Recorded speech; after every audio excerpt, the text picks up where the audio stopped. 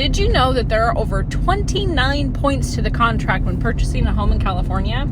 And today we're going to talk through all of those different negotiable terms as part of what I wish buyers knew when purchasing a home in California. Because this is one of those things that a lot of people don't really think about when putting in an offer that gets the house. And this is what I talk to my sellers about too, to not look at just the offer price, because there's a lot that goes on with those different pieces, whether it be seller concessions or other things that your buyer is asking you to pay that will impact what you're going to net from the proceeds of the sale.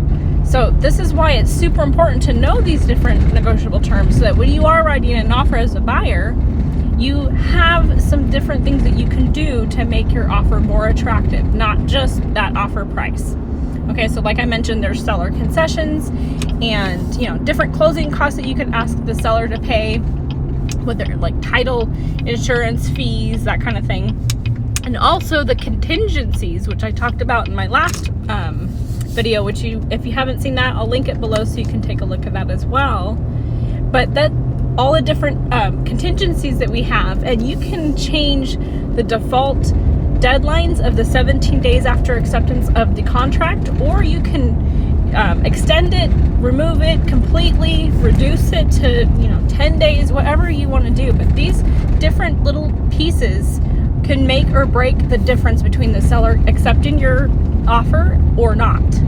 And this is not so hard. Like right now, we're way in a buyer's market right now. So sellers are not getting as many offers coming to the table as they were back during like COVID, when we were heavily in the seller's market, but there were way more buyers than there were homes on the market. So when a seller had an offer, they probably had like 10, 15 offers on their home. Whereas now they'll have like one or two.